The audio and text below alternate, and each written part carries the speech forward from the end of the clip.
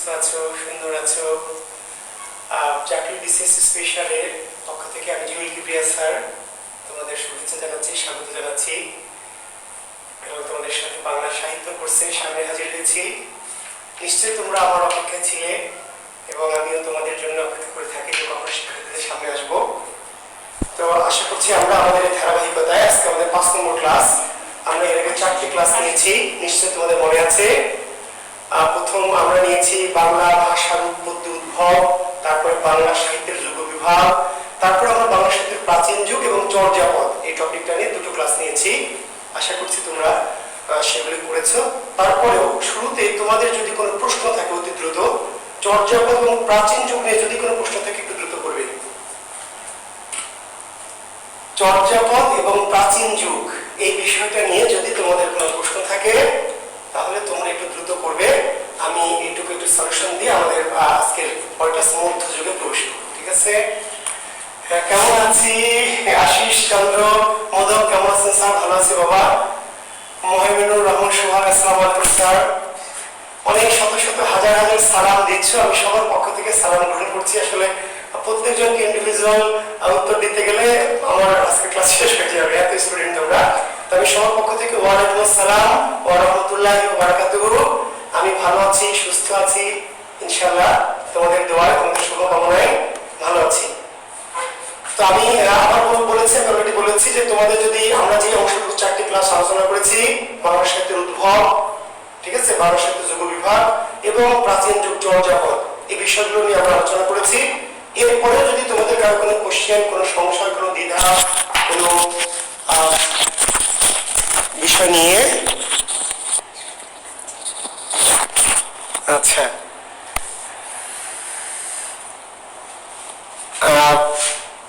মুস্তাফিজের খেলা রেখে ক্লাস করতে আসছি। হ্যাঁ, আসলে জিয়াউদ্দিন সাকিব সত্যি মুস্তাফিজের খেলা রেখে ক্লাস করতে এসছো। আমি গর্ব অনুভব করছি যে আমার ছাত্ররা খেলার চেয়ে পড়াকে গুরুত্ব দিয়েছে। তো ঠিক আছে, আমি নিজেকে গর্ব অনুভব করছি। আচ্ছা স্যার, আমাদের কি সব চর্যাপদ সম্পর্কে ডিটেলস পড়তে হবে? না রে বাবা, আমি তো বলে দিয়েছি। রাসফিয়া রাহা, আমি তো কার কার সম্পর্কে ডিটেলস পড়তে হবে রাসফিয়া, আমি তো বলে দিয়েছি বাবা। 24 জনের ডিটেলস পড়তে হবে না। কেমন পড়বে 24 জনের ডিটেলস? আমি তো পড়িনি, তাই না? 24 জনের নাম পড়বে, 24 জনের নাম মনে রাখবে, মনে রাখতে বলেছি। আর ডিটেলস পড়তে হবে কয়েকজনের সম্পর্কে, আমি বলে দিয়েছি। কার কার সম্পর্কে ডিটেলস পড়তে হবে বলে দিয়েছি। কান্নপা, লুইপা, সাগরপা, ভুসুকুপা, কুকুরিপা, এই 5 জন সম্পর্কে মোটামুটি ডিটেলস, খুব বেশি ডিটেলস না, এই 5 জন সম্পর্কে মোটামুটি। জি, ডাকার নোট দোহাকোষ অপভ্রংশ ভাষায় রচিত, বাংলায় নয়। তাহলে বাংলায় নয়, তাহলে কোন ভাষায়? অপভ্রংশ, অপভ্রংশ ভাষায় রচিত। দোহা অর্থ দোয়া, দোহা অর্থ সুন্দর প্রশ্ন, দোয়া। আমরা যেমন মুসলমানের দোয়া করি, রব্বানা আতিনা ফিদ দুনিয়া হাসানা, তাও দোয়া করি না? দোয়া আরবি ভাষায়, সংস্কৃত ভাষায় দোয়া, দোয়া। বৌদ্ধ সিদ্ধাচার্যরা দোহা বোঝাতে আসলে কি বোঝাতো? দোয়া। তাদের ভাষায়, বৌদ্ধ তান্ত্রিকদের ভাষায় ছিল কি? দোয়া। স্যার, পদসংখ্যা কার কোনটা প্রবাদ মনে রাখা কষ্টকর? মনে রাখা কষ্টকর তো আমিও জানি, কষ্টকর তো আমিও জানি, কিন্তু কষ্টকর হলে মনে রাখতে হবে। আর আমি চর্যাপদ নিয়ে একটা আরেকটু কথা লিখে দিতে চেয়েছিলাম, আমার ইয়েটা নিয়ে এসো। আচ্ছা, আমি বলবো রোজায় কখন ক্লাস হবে। আজকে 3টে জরুরি কথা বলবো, অতি গুরুত্বপূর্ণ 3টে নোটিশ দিব একটু পরে। জি, ক্লাসের শুরুতে আপনাদের কোনো প্রবলেম না থাকলে আমি ক্লাসে ঢুকে যাব। চর্যাপদ নিয়ে স্যার, চর্যাপদের 50 নম্বর পদ বলেনি। 50 নম্বর পদ বলেনি মানে বুঝি নাই। রিয়েল রিপন স্যার, চর্যাপদের 50 নম্বর পদ বলেনি, এটার মানে আমি বুঝি নাই। শেষ পদটা কি? চর্যার শেষ পদ 50 নং পদ, আর শেষ লাইনটা কি বলতে পারো? শেষ চরণ বা পংক্তি, শেষ পদ না। শেষ পদ তো 50 নম্বর পদ, কিন্তু যদি বলো স্যার শেষ চর্যার শেষ লাইন কি, তার মানে 50 নম্বর চর্যার শেষ লাইনটা চাইলে লিখে নিতে পারো, লিখে নাও। খুব গুরুত্বপূর্ণ লাইন না, তারপর যদি মনে করো শেষ লাইনটা লিখে নেবো, তাহলে লিখে নিতে পারো।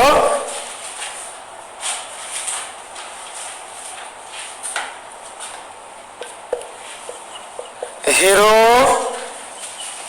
সে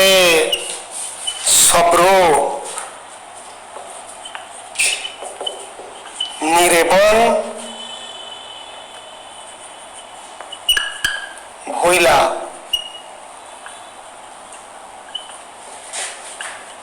ফিটিলি সাবরাল, এটা শেষ চরণ। চর্যার 50 নম্বর পদের কি শেষ লাইন। হেরোসে সব্র নিরেবন হইলা ফিটেলি সাবরাল।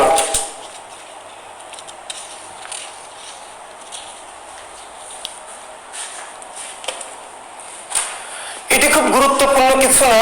তারপরে যে তোমরা প্রথম লাইনটা বলেছিলাম যে কা তরু বড় পাঞ্চবি ডালো, চর্যার প্রথম লাইনটা কি কা তরু বড় পাঞ্চবি ডালো, এটি প্রথম 1 নম্বর চর্যার 1 নম্বর লাইন। আর শেষ 50 নম্বর চর্যার শেষ লাইনটি হচ্ছে হেরোসে সাব্র নিরেবন ভইলা ফিটেলি সাবরাল।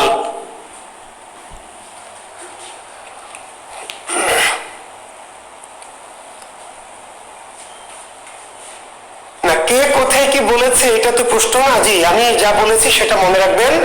জি চর্যার প্রবীণ বা প্রাচীন, চর্যাকার সবর বা প্রবীণ প্রাচীন বয়স্ক, আর আদি চর্যাকার আদি পদকর্তা লুইপা, আদি বা প্রথম, চর্যার আদি বা প্রথম পদকর্তা মানে পদের রচয়িতা। একটা হচ্ছে যিনি এই কাজটি প্রথম করেছেন, পদ রচনার কাজটি, তিনি আদি। আর যিনি সবচেয়ে বয়স্ক, আপনার এখানে 1600 ছাত্র ক্লাস করছেন, যিনি প্রথম ভর্তি হয়েছেন এই ব্যাচটাতে তিনি হলেন আদি। আর এই 1600 জনের মধ্যে সবচেয়ে যিনি বয়স্ক তিনি হলেন কি প্রবীণ বা প্রাচীন। চর্যাপদের সবচেয়ে প্রবীণ বা প্রাচীন পদকর্তা সবরপা, আর যিনি প্রথম পদ লিখেছেন, প্রথম লেখা শুরু করেছেন, সেই ভদ্রলোকের নাম হচ্ছে লুইপা। জাকির হুসাইন স্যার আপনাকে আজকে সুন্দর লাগছে। আচ্ছা জাকির হুসাইন ধন্যবাদ, আপনার চোখ হয়তো আজকে বেশি সুন্দর হয়ে গেছে। জি থ্যাংক ইউ। আপনাদের মতো সুন্দর ছাত্রদের সামনে আসলে মাঝে মাঝে একটু সুন্দর না হইলে কেমনে চলবো বলেন? আপনারা তো আমাকে ডিসকোয়ালিফাই করে দিবেন। জি আমি রবীন্দ্রনাথ নজরুলের রূপক আজকে তো আলোচনা করবো না ভাই, এখানে রবীন্দ্র নজরুলের কোনো প্রশ্ন আলোচনা এখানে হবে না, আমি যা বলেছি তাই।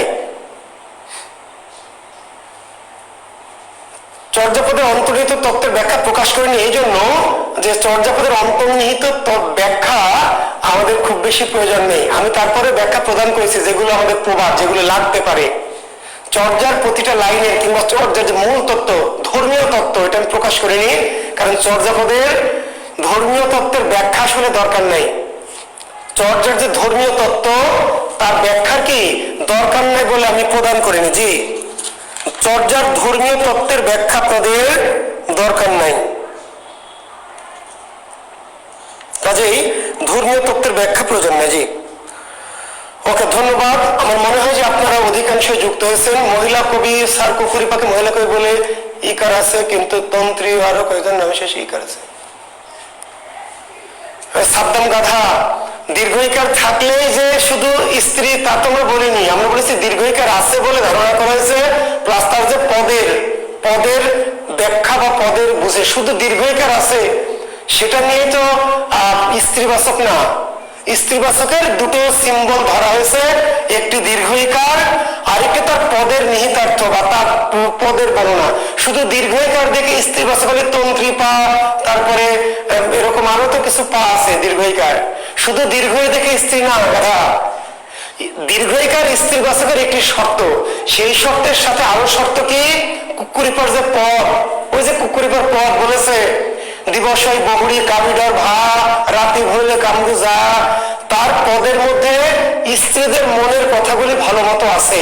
ফলে গবেষকরা মনে করলেন যে স্ত্রীদের মনের কথা কি ভালো মতো তিনি তুলে ধরতে পেরেছেন, স্ত্রীদের মনের কথা তিনি ভালো মতো তুলে ধরতে পেরেছেন বিধায় তাকে ধারণা করা হলো তিনি স্ত্রী ছিলেন। পদ বিবেচনা করেও দীর্ঘ ইকার যুক্ত আছে, এটি একটি সিম্বল, প্লাস তার সাথে কি তার পদ বিবেচনা করে ধারণা করা হয়েছে তিনি স্ত্রী ছিলেন। ওকে ধন্যবাদ। তাহলে আমি মূল ক্লাসে যাবো এখন। আজকে মধ্যযুগ আলোচনা করবো, তার আগে 3টি গুরুত্বপূর্ণ কথা বলেছি বলে আমার ক্লাস শুরু করবো। 3টি জরুরি কথা, অতি জরুরি। তার একটি হচ্ছে রোজার মাস, আগামী দিন থেকে হয়তো রোজার মাস আসবে। রোজার মাসে ক্লাস কি রাতে করা সম্ভব হবে? নিশ্চয় না, কারণ রোজাতে সারাদিন রোজা থেকে ইফতার করে তারাবি নামাজ পড়ে ইত্যাদি করে আপনারা কি অস্থির হয়ে থাকবেন। কাজেই রোজার মাসে কি করব? রোজার মাসে আমরা ক্লাস নেব সকালে, শনি সম্বুধ সকাল 10টা 30 লিখে নেন। শনি সম্বুধ সকাল 10টা 30। শনি সোম বুধ, তিনটি অতি জরুরি কথা প্রথমে বলে নিব, পরে এই নিয়ে আর কমেন্টস করা যাবে না, বিরক্ত করা যাবে না, বারবার একই কথা জিজ্ঞেস করা যাবে না। যেহেতু রোজার মাস অনেকেই নক করেছেন, আমি ইচ্ছা করে বলে নিয়ে যাচ্ছি ক্লাসে বলবো, তারপরে আমি হয়তো গ্রুপে একটা পোস্ট দিব। তাহলে আগামী রোজার মাস যদি চলে আসে, রোজার দিন থেকে আমরা রোজার মধ্যে রাতে যেহেতু পড়তে পারবো না নানান কারণে, নামাজ কালাম তারাবি থাকবে প্লাস রোজা থেকে। আচ্ছা, আর দুপুর 2টায় করার পক্ষে কেউ কেউ বলেছেন, সেটা কি করা যাবে? করা ঠিক হবে দুপুর 2টায় নাকি 10:30টায়?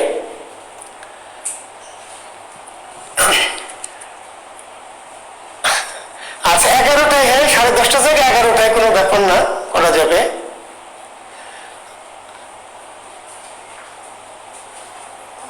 তাহলে 11টায় করি। 11টায় করলে 1টার আগে শেষ করব, কিন্তু অনেক নানা মুনির নানা মত। 10টায়, 2টায়, 10টা 30। আচ্ছা দুপুরে নিব, 2টায় বেশিরভাগ মত দিচ্ছে। ওকে 2টায়।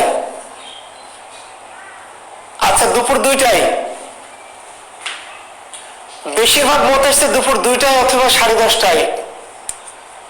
দুপুর 2টায়। আচ্ছা যান, দুপুর জাস্ট 2টা, কিন্তু 1টা থেকে নামাজ 2টার মধ্যে শেষ হয়ে যাবে। দুপুরে তো খাওয়া দাওয়া নাই, 2টায়। জি দুপুরে please. Okay thank you, thank you. আর আবার বলছি, যেহেতু এটি যদি আমরা লাইভ ক্লাস নিব, কিন্তু এটি তো ভিডিও আকারে থাকবে শিক্ষার্থী বন্ধুরা, এটি ভিডিও আকারে থাকবে। কাজে 10টায় নিই, 11টায় নিই, 12টায় নিই। আর দুপুরে যেহেতু খাওয়া দাওয়ার ঝামেলা থাকবে না, কাজেই জি এইভাবে অপশন দেওয়াটা ভুল হলো। ঠিক আছে, ওকে। যেহেতু খাওয়া দাওয়ার ঝামেলা নাই, কাজে দুপুরে আমরা 12টা 30, 10টা 30 হবে। 2টায় নিব না সকালে, তাহলে সকাল 10টা 30। আচ্ছা পরে জানাবো, আমরা তাহলে সবার সাথে কথা বলি, হয় সকালে 10টা 30 অথবা 2টা। জি আমি একটু কথাবার্তা বলি, আমি একটু চিন্তা করি যে কখন ভালো হয়। 2টা অথবা কি 10টা 30, এই 2টা বেশি মত এসছে, আমি 2টার মধ্যে। তবে আমি আবার বলছি শিক্ষার্থী বন্ধুরা, যে যেহেতু এটি আমাদের কি লাইভ ক্লাস হলেও এটি যেহেতু ভিডিও আকারে থাকবে, কাজে সবার সবার মতামত নিয়ে তো আসলে করা মুশকিল। তো আমি দেখে নিতে পারবেন, জি দেখে নিতে পারবেন। কাজে আমরা যখনই করি, 10টায় করি, 2টায় করি, 10:30টায় করি, 2টায় করি, আপনারা যারা সেই সময় দেখবেন না পরে দেখে নেবেন। Thank you. শেষ, প্রথম কথা শেষ। একটা কথা নিয়ে এতক্ষণ কথা বলে আজকে ক্লাস নেওয়া হবে না। আমি পরে যা জানাবো, আমি যা জানাবো তাই আমি পরে আরেকটু আলোচনা করি, আমাদের যারা গ্রুপের যারা আরো সংশ্লিষ্ট ব্যক্তিরা আছে তাদের সাথে যোগাযোগ করি, চেষ্টা করব। ওকে, এবার পরের কথাটি হচ্ছে একটি কম গুরুত্বপূর্ণ কথা। কম গুরুত্বপূর্ণ কথাটি হচ্ছে যে যেহেতু অনেকে আমরা ক্লাস চলাকালীন অনেকে প্রশ্ন করেন এত বেশি, অনেকে আবার বিরক্ত হন, অনেকে শুধু ক্লাস করতে চান, অনেকে শুধু প্রশ্ন করতে চান। তো আবার অনেক বেশি প্রশ্ন নিতে গেলে ক্লাস পড়া, আবার প্রশ্ন না নিলে আপনার মন খারাপ করেন, স্যার প্রশ্ন করলে উত্তর দিলেন না। সেই জন্য আমি একটা নিজেই, অনেকে ব্যক্তিগত পার্সোনাল গ্রুপ খুলেছে, তো আমি আমার একটা গ্রুপ খুলেছি বাংলায়, জুয়েল কিবরিয়া বিশেষ প্রস্তুতি। আসলে বাংলা প্রস্তুতি দিতে চেয়েছিলাম, তো বাংলা প্রস্তুতি দিলে নামটা একটু হালকা হয়ে যায় বিধায় নাম দিয়েছি জুয়েল কিবরিয়া বিশেষ প্রস্তুতি। এখানে আমি আপনাদের যারা প্রশ্ন করবেন ওখানে ওপেন করা আছে, সবাই আপনারা সেখানে প্রশ্ন করতে পারবেন। জুয়েল কিবরিয়া বিশেষ প্রস্তুতি, এই গ্রুপটি আমরা খুলেছি নিজেই। আমি খুলেছি একটাই উদ্দেশ্য নিয়ে, যে শিক্ষার্থী বন্ধুরা তোমরা যারা অনেক অধিক প্রশ্ন করো, এমন কিছু প্রশ্ন করো যা আমার প্রশ্নের সাথে রিলেটেড হয়, অনেক সময় উত্তর দিতে গিয়ে আমরা বিব্রত হই, অনেকে অন্য পড়ার মধ্যে ঢুকে যেতে হয়, অনেকে আবার বিরক্ত হয়, অনেকে এসে ভালো চোখে দেখে না যে স্যার ক্লাসের মাঝখানে এত কথা বলছেন, এত ব্যাখ্যা দিচ্ছেন। তো যার ফলে আমরা কি করব, ক্লাসে আমরা কম প্রশ্ন নেব, দুই চারটা রিলেটেড কোশ্চেন ওই টপিকের। আর যাদের এমনি প্রশ্ন থাকবে নানান বিষয়ে, আমি অনেক অ্যাড করেছি অলরেডি, যে আমি কাউকে অ্যাড করেছি, তারা আমার এই গ্রুপটাতে অ্যাড হয়ে আমাকে রিকোয়েস্ট দিয়ে আমি অ্যাড করে নেব। আপনাদের মনের যত রকম প্রশ্ন আছে, যত রকম কনফিউশন আছে, যে কোনো বিষয় নিয়ে, সাহিত্য ব্যাকরণ যত, আমি চেষ্টা করবো ইনশাল্লাহ। আর ওখানে শুধু প্রশ্ন উত্তরই দিব। ক্লাসের মধ্যে এত প্রশ্ন, 1600 স্টুডেন্ট একটা করে যদি প্রশ্ন করেন, তাহলে 1600 প্রশ্নের উত্তর দিতে গেলে ক্লাস নেওয়া যায় না, বুঝতে পারলেন? প্রত্যেকে যদি একটা করে প্রশ্ন করেন, তো 1600 প্রশ্নের উত্তর দিতে গেলে ক্লাস নেওয়া যায় না। ফলে আমরা বিব্রত হই, অনেকে প্রশ্ন করে উত্তর না পেয়ে মন খারাপ করেন আপনারা। কাজে আপনাদের মন খারাপ আমরা চাই না, আবার প্রশ্নের উত্তর দিতে চাই। কাজে আমরা গ্রুপে শুধু ক্লাস নিব, ক্লাস রিলেটেড 2-1টি প্রশ্ন আপনারা হয়তো করবেন রিলেটেড, কিন্তু এর বাইরে যত রকম প্রশ্ন, যত রকম কনফিউশন, যত রকম আপনাদের জিজ্ঞাসা, সব আমার এই জুয়েল কিবরিয়া বিসিএস প্রস্তুতি বা বাংলা প্রস্তুতি, এইটাতে আপনারা করবেন। আমি ইনশাল্লাহ উত্তর দেওয়ার চেষ্টা করব, সর্বোচ্চ উত্তর দেওয়ার। জি, থ্যাংক ইউ। এবার একটি অতি গুরুত্বপূর্ণ কথা, অতি গুরুত্বপূর্ণ কথা এই জন্য যে আপনারা যেমন এবার যে 41 বিসিএস হলো, অনেকে হয়তো বাংলায় ভালো করেছেন, ইংরেজি খারাপ করেছেন, ইংরেজি ভালো করেছেন, অঙ্ক খারাপ করেছেন। এখন বাংলায় ধরেন আপনি 35-এ 33 পেলেন, ইংরেজিতে পেলেন 5, অঙ্কে পেলেন 4, তাহলে কি চান্স হবে?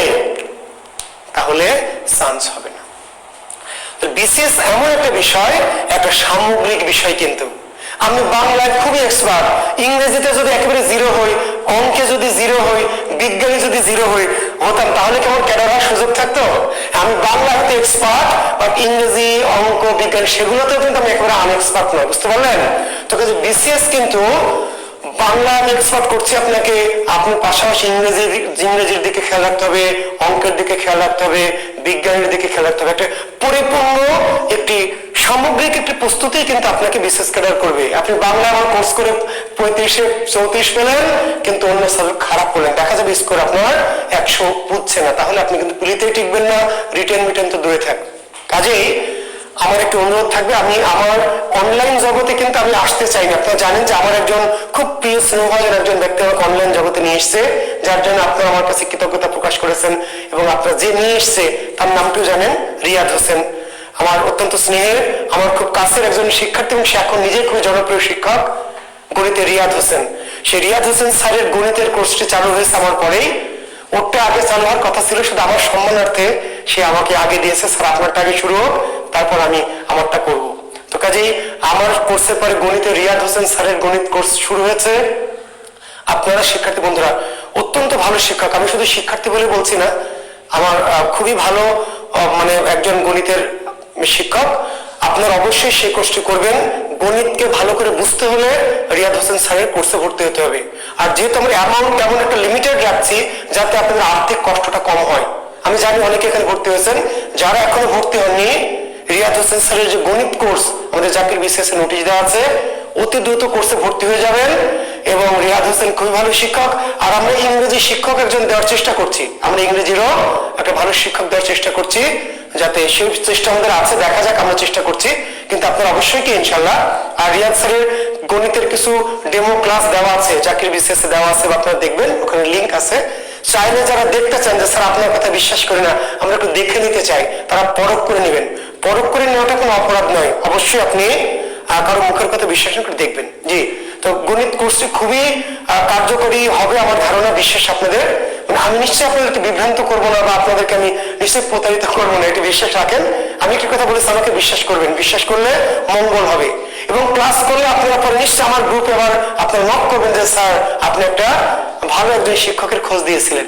তো শুভকামনা শিক্ষার্থী বন্ধুরা, আমি চাই আপনারা আমার কোর্সে যতজন আছেন সবাই রিয়াদ স্যারের গণিত কোর্সে ভর্তি হবেন এবং কোর্সটি ভালো করে করবেন। ইংরেজি কোর্স আমরা চেষ্টা করছি দেওয়ার অতি দ্রুত। একজন ভালো শিক্ষক খোঁজ করতে হবে, আমরা যেন তেন শিক্ষক দিয়ে তো কোর্স করাবো না, তাহলে তো আমরা বলতে পারতাম আমরা ভালো একজন শিক্ষক ইংরেজি কোর্সটা শুরু করব, অন্যান্যগুলো বিজ্ঞান বা আইসিটি চেষ্টা করব, কিন্তু ইংরেজি কোর্সটার ব্যাপারে আমরা অনেক রিকোয়েস্ট পেয়েছি, অতি দ্রুত আমরা ইংরেজি কোর্স ইনশাল্লাহ দিব আপনাদের। তবে গণিত কোর্সটা যেহেতু শুরু হয়েছে, অতি দ্রুত আপনারা গণিত কোর্সে ভর্তি হয়ে যাবেন। তো ধন্যবাদ শিক্ষার্থী বন্ধুরা আমার কথাগুলি শোনার জন্য। আমার কথাগুলি শুনে আমি 3টি বিষয় বলে নিলাম। তো ভালো থাকবেন, আমরা আজকের ক্লাসে চলে যাচ্ছি।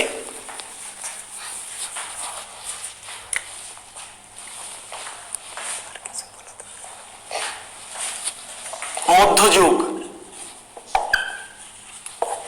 লিখে ফেলেন। আমরা বেশ কিছু সময় নষ্ট করেছি, কাজে আমরা কথা বাড়াতে চাই না।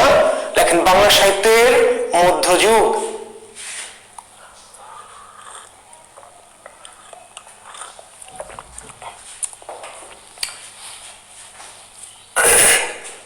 আর ব্যাকরণ কোর্সের ব্যাপারে একটি কথা আমাকে একজন নোটিশ করছে। ব্যাকরণ কোর্স আমাদের জাতির বিশেষে ব্যাকরণ কোর্সের আলাদা একটি গ্রুপ আছে, সেখানে চাইলে আপনারা ওখানে ভর্তি হয়ে ব্যাকরণের কোর্সটা করতে পারবেন। যদিও লাইভ না, আমরা ব্যাকরণ কোর্স করিয়েছি, সব ক্লাসগুলি সেখানে ভিডিও আকারে আছে। যারা অতি প্রয়োজন মনে করবেন তারা ওই ব্যাকরণ গ্রুপের কোর্সে ভর্তি হতে পারবেন এখনো, কারণ যেহেতু এগুলো ভিডিও আকারে রাখা আছে, চাইলে আপনারা করবেন। ওকে, আর যারা মনে করেন না আমরা লাইভ করবো, সাহিত্য কোর্সের পরে আমরা আবার চেষ্টা করবো আপনাদের অনুরোধের ভিত্তিতে বা শিক্ষার্থীদের আগ্রহের ভিত্তিতে আমরা আবার দেওয়ার, সেটি পরের বিষয়। বুঝা গেছে? সাহিত্যের কোর্স শেষ করে আমরা আপনাদের চাওয়া এবং আপনাদের আগ্রহের উপর ভিত্তি করে সাহিত্যের পর আবার ব্যাকরণ কোর্স আমরা দেওয়ার চেষ্টা করবো, দিব, সেটা আপনাদের। আর যারা এখনই করতে চান তারা অলরেডি জাকির বিসিএস আমাদের কি ব্যাকরণ কোর্সের আরেকটি গ্রুপ আছে, সেখানে চাইলে ভর্তি হবেন। জি, ব্যাকরণ গ্রুপে 34টির মতো ক্লাস আছে, 32টি ক্লাস আছে। জি, ব্যাকরণ গ্রুপটাতে 32টি ক্লাস, পুরো ব্যাকরণের ক্লাসগুলি রাখা আছে। যারা ব্যাকরণ করতে চান আমার ক্লাস, তারা ওই গ্রুপে অতি দ্রুত ভর্তি হয়ে ব্যাকরণ ক্লাসটাও ভিডিও ক্লাসগুলো করে ফেলতে পারবেন। ওকে, জি, 32টি ক্লাস আছে ব্যাকরণ গ্রুপে, 32টি ক্লাস আছে, 32। সকল ব্যাকরণ, বাংলা ভাষায় যত রকম ব্যাকরণ আছে সকল ব্যাকরণে কি আলোচনা আছে। জি, থ্যাংক ইউ। শিক্ষার্থী বন্ধুরা, বাংলা সাহিত্যের মধ্যযুগ, এই মধ্যযুগের আদি নিদর্শন, মধ্যযুগের আদি নিদর্শন লিখে নেন শ্রী কৃষ্ণ কীর্তন। মধ্যযুগের আদি নিদর্শন শ্রীকৃষ্ণ কীর্তন।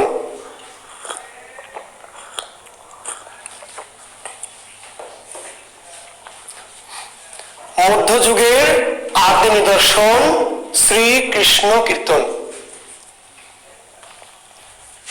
আচ্ছা, শ্রীকৃষ্ণ কীর্তন কাব্যের রচয়িতার না, আচ্ছা কখন রচিত হয়েছে শ্রীকৃষ্ণ কীর্তন এবং কত সালে লিখবেন, কেউ কমেন্টস করবেন, আমি একটু দেখতে চাই দ্রুত, 2-4 জন। শ্রীকৃষ্ণ কীর্তন কাব্য কত সালে রচিত হয়েছে, কে লিখবেন? দ্রুত কমেন্টস করেন দেখি কার জানা আছে। শ্রীকৃষ্ণ কীর্তন মধ্যযুগের আদি নিদর্শন, বাংলা সাহিত্যের আদি নিদর্শন না, কিন্তু কি মধ্যযুগের আদি নিদর্শন শ্রীকৃষ্ণ কীর্তন। কত সালে রচিত হয়েছে? মোহাম্মদ ইমন আবু তালা 1909। 1909 কি আধুনিক যুগ না প্রাচীন যুগ না মধ্যযুগ? ইমন আবু তালা 1909 কি মধ্যযুগ না আধুনিক যুগ না প্রাচীন যুগ? আমি জানি আপনারা কি উত্তর দিবেন। দেখেন, আমি যদি জানি তাহলে যে পিএসসির পরীক্ষক সে জানে না, আপনারা কি ভুল করবেন সেটা কিন্তু জানে। জি, দেখেন আপনারা সবাই উত্তর দিচ্ছেন কি 1909। জাকির হোসেন একজন ভালো উত্তর দিয়েছেন, আমি জানি এটা কোন জাকির হোসেন, আমাদের জাকির হোসেন কিনা। 1909 সাল যদি হয় তাহলে কি 1909 সাল কি প্রাচীন যুগ না মধ্যযুগ না আধুনিক যুগ? 1909 সাল আধুনিক যুগ ভাই। একজন আবার লিখছে 1209 সাল, রবিউল ইসলাম প্রিন্স। আচ্ছা, শ্রীকৃষ্ণ কীর্তন কাব্য রচিত হয়েছে 1351 থেকে 1400 সাল, অর্থাৎ 14দশ শতাব্দীর শেষ ভাগে। শ্রীকৃষ্ণ কীর্তন কাব্য রচিত হয়েছে কখন? 1351 থেকে 1400 সাল। 1351 থেকে 1400 সাল, অর্থাৎ 14দশ শতাব্দীর শেষ ভাগে। 14দশ শতাব্দীর শেষ ভাগে। জি, লেখেন।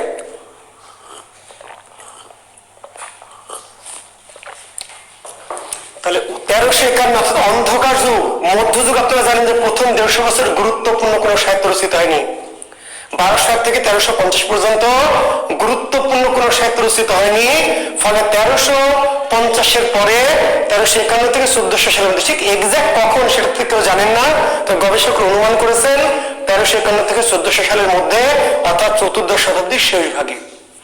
আচ্ছা, ঠিক আছে, ওকে। তাহলে এটি আর এই যে চতুর্দশ শতাব্দীর শেষ ভাগে লেখা হলো, কিন্তু ওই সময় যখন লেখা হলো তখন তো একটা বই আকারে পুস্তক আকারে প্রকাশিত হতো না। কেন হতো না জানেন? তখন তো বই ছিল না, ছাপাখানা ছিল না। লেখা হয়েছে 1314 সালের মধ্যে পুঁথি, হাতে লেখা পুঁথি।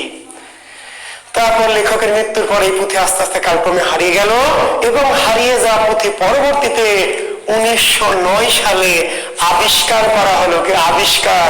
এটা রচনা সাল না। ওই যে শিক্ষার্থী বন্ধুরা বলেছিলাম যে আপনি একটা তথ্য জানেন আর পরীক্ষক যাই আসুক উত্তর দিয়ে দেন, মানে শ্রীকৃষ্ণ কীর্তন যাই প্রশ্ন করুক উত্তর 1909 সাল। ওই যে হাতুড়ে ডাক্তারের মতো প্যারাসিটামল 3 বেলা, যাই আসুক প্যারাসিটামল 3 বেলা, তা হবে না। তথ্য তাই না? ওই যে বললাম যে গীতাঞ্জলি কত 1913, গীতাঞ্জলি কত 1913, গীতাঞ্জলি 1913, গীতাঞ্জলি 1910, 1912, 1913, 1910 রচনা, 1909 রচনা, 1910 প্রকাশ, 1912 সালে অনুবাদ, 1913 সালে নোবেল পুরস্কার। কাজে গীতাঞ্জলি মানে যাই 1913 তা না, ঠিক তেমনি শ্রীকৃষ্ণ কীর্তন মানে যাই 1909 তা না রে ভাই। রচনাকাল 1351 থেকে 1400 সাল। আর আবিষ্কার মানে কি? ওই যে শ্রীকৃষ্ণ কীর্তন যখন লেখা হলো, হাতের লেখা পুঁথি। ওই সময় যেহেতু ছাপাখানা ছিল না, প্রেস ছিল না, প্রকাশনা প্রতিষ্ঠান ছিল না, লেখকের হাতে লিখতো। এই হাতে লেখা রচনাকে বলে পুঁথি। লেখকদের মৃত্যুর পরে এই পুঁথিগুলি কালক্রমে হারিয়ে যেত। তখন এই হারিয়ে যাওয়া পুঁথিগুলি পরবর্তীতে ভাষাবিদরা, গবেষকরা, তাত্ত্বিকরা কি করতো? আবিষ্কার করতো। তাহলে শ্রীকৃষ্ণ কীর্তন কত সালে আবিষ্কৃত হয়? 1909 সালে। কোথা থেকে আবিষ্কার করা হয়? গোয়ালঘর। সবাই জানে এই তথ্যটা, আমি জানি। চর্যাপদ কোথা থেকে? রাজদরবার। চর্যাপদ কোথা থেকে? রাজদরবার। শ্রীকৃষ্ণ কীর্তন কোথা থেকে? গোয়ালঘর। আকাশ পাতাল, বুঝলেন? জি। তাহলে 1909 সালে লিখে নেন, বাঁকুড়া জেলার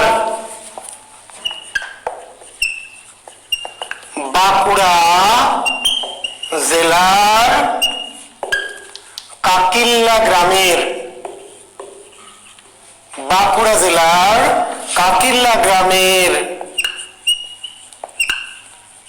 দেবেন্দ্রনাথ মুখোপাধ্যায় নামক জনৈক ব্রাহ্মণের গোয়ালঘর থেকে। তথ্যটি একটু বড় করে লিখলাম এই জন্য, রিটেনে আসবে যে শ্রীকৃষ্ণ কীর্তন আবিষ্কার সম্পর্কে যা জানুন লিখুন। শ্রীকৃষ্ণ কীর্তনের আবিষ্কার সম্পর্কে যা জানুন লিখুন। কাজেই পিলিতে এত বড় লাগবে না, পিলি থাকবে কোন জেলায়, কোন গ্রামে, কার বাড়ি থেকে, কোথা থেকে, এই তথ্যগুলি আলাদা। কোথা থেকে? গোয়ালঘর। কোন গ্রাম থেকে? কাকিল্লা গ্রাম। কোন জেলা থেকে? বাঁকুড়া জেলা। কার বাড়ি থেকে?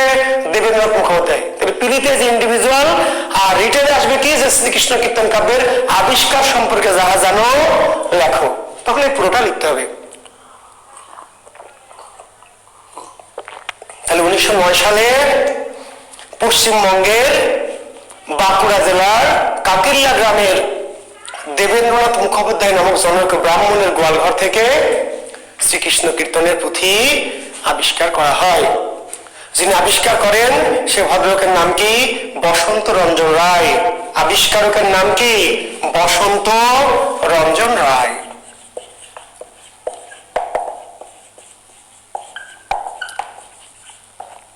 শ্রীকৃষ্ণ কীর্তন কাব্যের আবিষ্কার কে করলেন? আবিষ্কারকের নাম কি? বসন্ত রঞ্জন রায়। না জাকির হোসেন বড়ুচন্ডী দাস না ভাই, আমি রচয়িতা তো বলিনি। ওই যে বললাম যে প্রশ্ন না বুঝে উত্তর দিবেন, আপনারা এখনো দিচ্ছেন, বিসিএসও দিবেন। আমি তো ইচ্ছা করে প্রশ্নগুলি করি। কেন করি জানেন? আপনাদের কেন বলে যে লেখেন, এই জন্য করি যে আপনারা কি লিখবেন সেটা আমরা কিন্তু জানি। আমি চাই ভুল করে ভুলটা দূর হোক, বিভ্রান্তি পড়ে আপনি যাতে পরে ভুল না করেন। আবিষ্কারক বড়ুচন্ডী দাস নয়, আবিষ্কারকের নাম কি? বসন্ত রঞ্জন রায়। শ্রীকৃষ্ণ কীর্তন কাব্যের আবিষ্কারকের নাম বসন্ত রঞ্জন রায়। এখন দেখেন শরীফুল ইসলাম বিদ্যুৎ লিখলেন গোয়ালঘর মানে কি বোঝা যাচ্ছে না। শরীফুল ইসলাম বিদ্যুৎ, আপনি কি বাংলাদেশি না আমেরিকান নাকি কানাডিয়ান ভাই?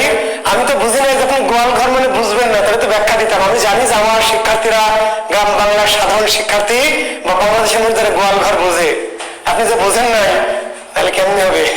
যে গরু থাকে যে ঘরে তার নাম গোয়াল ঘর। আর গোয়াল ঘর থেকে কেন? এটা হলো এই জন্য যে পুরাতন কাগজপত্র পুঁথিপত্র কোথায় রাখতো আগের যুগের মানুষ? গোয়াল ঘরের পাশে একটা ছোট ঘরের মতো থাকতো, পুরাতন ভাঙা চেয়ার টেবিল খাট টাট আমাদের বাড়িতেও ছিল। তার মানে পুরাতন জিনিসপত্র কোথায় রাখতো? ওই পিছনে গোয়াল ঘরের একটা পাশে, বুঝতে পারলেন? এই পুঁথিটা যে এত দামি ভাই সেটা তো বোঝেনি। ওই লেখক মাজার করে লেখকের বউ বা বাচ্চারা কি করেছে, এগুলো আজে বাজে পুঁথি আগে আজে বাজে লেখা মনে করে কি করেছে, গোয়াল ঘরের মধ্যে আমরা পুরাতন জিনিসপত্র তাই না কি করি, আজে বাজে বই পুরাতন বই টই হ্যাঁ কি করি রেখে দিই, ভাঙা চেয়ার টেবিল তাই না, পুরাতন বই কাগজ টাগজ কি করে রেখে দিই, বুঝেনি যে এই পুঁথিটা তো দামি। বুঝতে পারলেন? পরে গবেষকরা গবেষণা করে করে বের করেছে ওখান থেকে। জি, জনৈক মানে একজন বিশেষ কোনো ব্যক্তি, জনৈক মানে একজন বিশেষ কোনো ব্যক্তি। জি, পোলাপান এমন প্রশ্ন করে জনৈক মানে কি স্যার, মানে উদ্ভট প্রশ্ন। আচ্ছা, তাহলে শ্রীকৃষ্ণ কীর্তন কাব্যের আবিষ্কারকের নাম কি? বসন্ত রঞ্জন রায়। তাহলে বসন্ত রঞ্জন রায় 1909 সালে পুঁথিটা আবিষ্কার করলেন, করে সেটাকে কি করলেন, প্রথম এটাকে সম্পাদনা করে বই আকারে প্রকাশ করলেন, বই আকারে প্রকাশ করলেন। কত সালে প্রকাশ করলেন? 1916 সালে। এবং দেখেন শ্রীকৃষ্ণ কীর্তন এবং চর্যাপদের প্রকাশকাল, প্রকাশকাল এক। বুঝতে পেরেছেন? জি, আবিষ্কারটা আলাদা, কিন্তু শ্রীকৃষ্ণ কীর্তন এবং কি চর্যাপদের প্রকাশকাল 1916 সাল।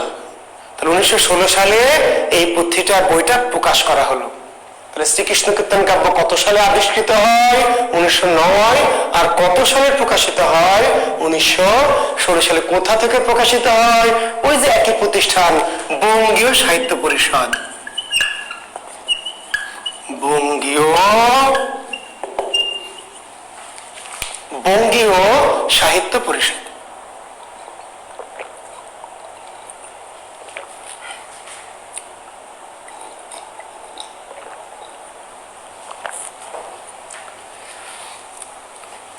বঙ্গীয় সাহিত্য পরিষদ থেকে প্রকাশিত হয়।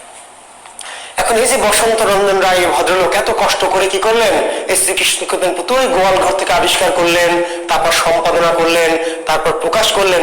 ফলে তাকে একটু উপাধি দিতে হবে না? এত কষ্ট করলেন, উপাধিটা কি? খুব সহজ একটা উপাধি, বিদ্যুৎ বল্লভ। খুব সুন্দর একটা উপাধি না? দেখেন তো উপাধিটা, বয়রস্বই দয়ে বয়ে দয়ে বয়ে লয় লয় ভাব। তাহলে বসন্ত রঞ্জনের উপাধি কি? বিদ্যুৎ বল্লভ। বসন্ত রঞ্জন রায়ের উপাধি বিদ্যুৎ বল্লভ। তাহলে বিদ্যুৎ বল্লভ কার উপাধি? বসন্ত রঞ্জন রায়।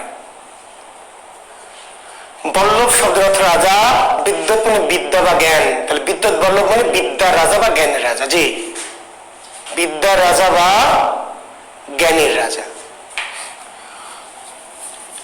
তাহলে শ্রীকৃষ্ণ কীর্তন কাব্যের আবিষ্কারকের নাম কি? বসন্ত রঞ্জন রায়। সম্পাদকের নাম কি? বসন্ত রঞ্জন রায়। প্রকাশকের নাম কি? বসন্ত রঞ্জন রায়। কোথা থেকে প্রকাশ করা হলো? বঙ্গীয় সাহিত্য পরিষদ।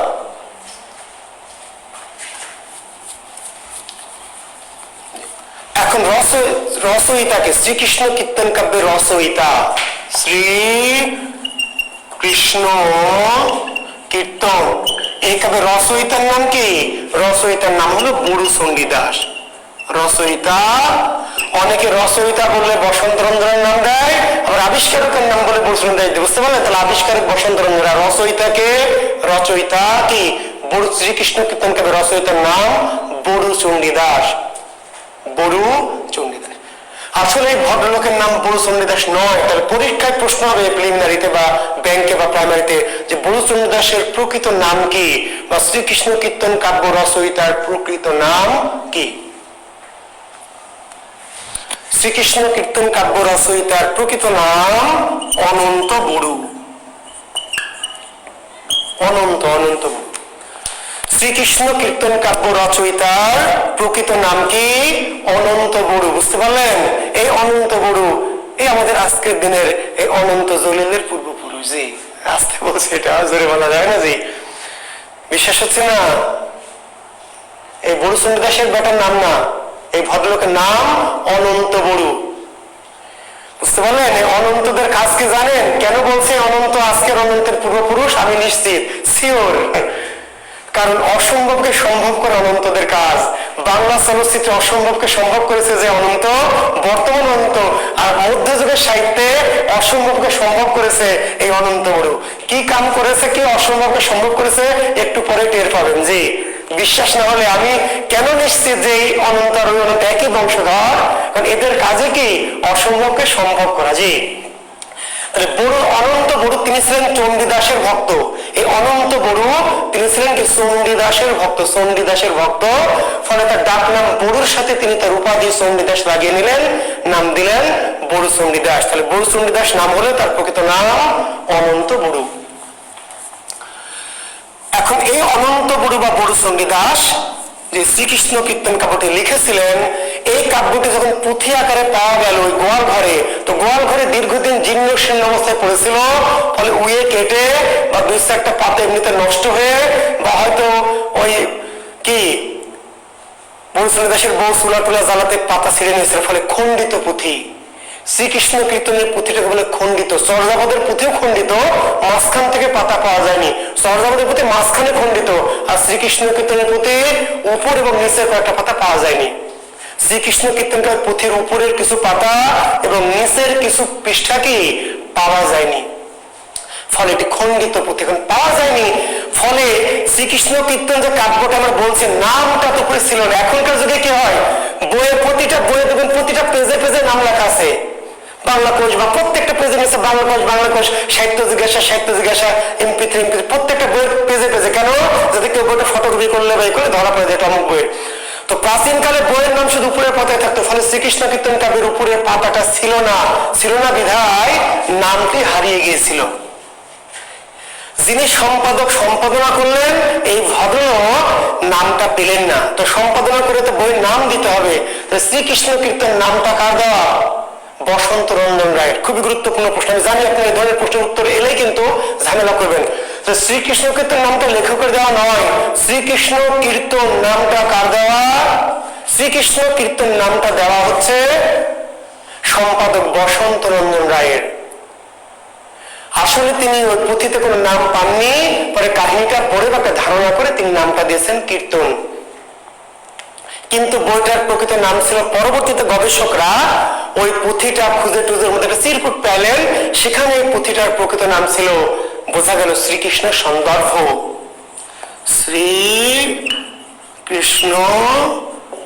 সন্দর্ভ, বা যেটাকে আমরা এখন এটা আসলে বলছি শ্রীকৃষ্ণ সন্দর্ভ। শ্রীকৃষ্ণ সন্দর্ভ এই নামটি ওই চিরকুটে উল্লেখ আছে, সন্দর্ভ। তবে ডাকনাম আসলে শব্দটি হবে সন্দর্ভ। সন্দর্ভ মানে কাহিনী বা আখ্যান। শ্রীকৃষ্ণ কীর্তন কাব্যের লেখকের যেমন বড়ু চণ্ডীদাস নাম না, প্রকৃত নাম অনন্ত বড়ু, ঠিক তেমনি শ্রীকৃষ্ণ কীর্তন কাব্যের নামও শ্রীকৃষ্ণ কীর্তন নয়। তাহলে প্রশ্ন হবে, শ্রীকৃষ্ণ কীর্তন কাব্যের প্রকৃত নাম কি? শ্রীকৃষ্ণ কীর্তন কাব্যের প্রকৃত নাম শ্রীকৃষ্ণ সন্দর্ভ। শ্রীকৃষ্ণ কীর্তন কাব্যের প্রকৃত নাম শ্রীকৃষ্ণ সন্দর্ভ, কিংবা এটিও থাকতে পারে শ্রীকৃষ্ণ সন্দর্ভ। তো সম্পাদক যেহেতু নামটি উপরে পাননি, কাজে তিনি ধারণা করে নামটি দিয়েছেন। তাহলে পরবর্তীতে গবেষণায় প্রমাণিত হয়েছে নামটির নাম তাহলে শ্রীকৃষ্ণ কীর্তনের প্রকৃত নাম শ্রীকৃষ্ণ সন্দর্ভ। যদি এই নামটি ধরে আমরা ডাকি না, এটি প্রকৃত নাম হোক যাই নাম, এই নামটি প্রচলিত হয়ে গেছে, কাজে আমরা গ্রন্থটিকে নাম দিয়েছি কি শ্রীকৃষ্ণ কীর্তন। জি, এখন ধরো কীর্তন শব্দের অর্থ কি? কীর্তন, কীর্তন শব্দের অর্থ প্রশংসা বা গুণগান। কীর্তন শব্দের অর্থ কি? প্রশংসা বা গুণগান। কীর্তন, কীর্তন।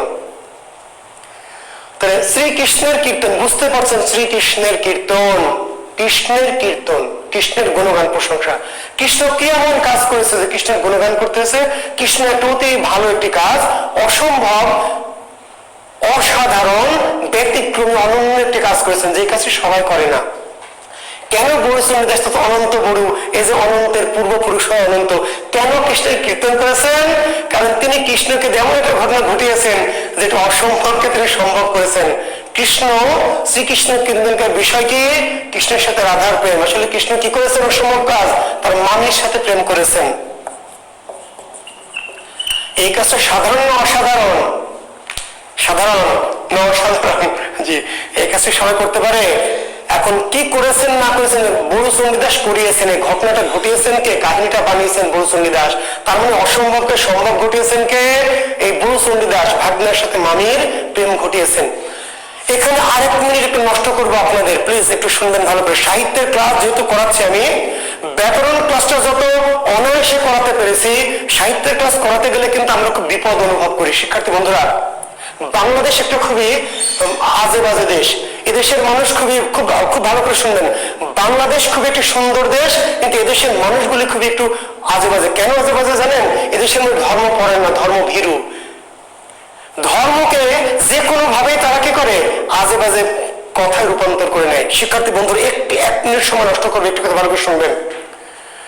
সাহিত্যের ক্লাস যখন নিচ্ছি আমি কিন্তু খুব ঝুঁকির মধ্যে থেকে, এই জন্য সাহিত্যে আমি রাধাকৃষ্ণ পড়াবো, আমি ইউসুফ জুলেখা পড়াবো, আমি লাইলি মজনু পড়াবো, নানান এমন কিছু পড়াবো, এর মধ্যে অনেক ধর্মীয় বিষয় যুক্ত আছে। বাট আমি কিন্তু আপনাকে ধর্মীয় বিষয় পড়াবো না। আপনাদের কাছে আমার করজোড়ে অনুরোধ থাকবে যে দয়া করে কেউ ক্লাসকে ধর্মীয় কোনো আলোচনার দিকে নিবেন না। তার মানে এখানে কেউ কৃষ্ণের ভক্ত থাকবেন, কেউ রাধার ভক্ত থাকবেন, তাই না, কেউ হয়তো ইউসুফের ভক্ত থাকবেন। আমরা যখন ক্লাসে সাহিত্য পড়াবো, আপনাকে স্রেফ ভাবতে হবে যে আমরা সাহিত্য পড়ছি, এর মধ্যে ধর্মীয় ব্যাখ্যা কি আছে, কি ওই যে বললাম যে আপনি বললেন চর্যাপদে তো ধর্মীয় ব্যাখ্যা আলোচনা করলেন না। ধর্ম ব্যাখ্যা তো আমার ক্লাস না, আমার ক্লাস সাহিত্য ব্যাখ্যা। আমার ক্লাস হচ্ছে কি সাহিত্যের ব্যাখ্যা, ক্লিয়ার? ধর্মীয় ব্যাখ্যা করা আমার কাজ না। ধর্মীয় ব্যাখ্যা করবে কে? যে ধর্ম প্রচারক, যে পুরোহিত, যে পাদ্রী, যে বৈষ্ণব, যে গুরু। আমরা আলোচনা করব এই যে বইগুলি আমরা পড়ছি পৃথিবীর, তাদের মাঝে সাহিত্য বোধ, সাহিত্যের রসটা কি। কাজে অনেক সময় সাহিত্য পড়াতে গিয়ে আপনারা যারা হিন্দু ধর্মের আছেন তারা আমাকে মনে মনে গালি দিবেন, জোরেও দিতে পারেন, এই ভেবে যে স্যার একটা বেয়াদব, শয়তান, পাজি, নস্যার আমাদের কৃষ্ণের নামে কত আজে বাজে কথা বলতেছে। আসলে আমি কিছুই বলবো না, আমি আপনাকে বলবো কি যা বড়ু চণ্ডীদাস বলেছে। বড়ু চণ্ডীদাস বলেছে এক, আর আমি বলবো আলাদা। তাহলে কি আপনি খুশি হবেন যে স্যার বড়ু চণ্ডীদাস যা বলে বলুক, আপনি বানায় টানে একটু ভালো করে বলেন? না ভাই, আমি যা বলবো এখানে আমার নিজের কোনো কথা নয়, নিজের কোনো মতামত। আমি তো ধর্ম প্রচার করতে বা কোনো ধর্মের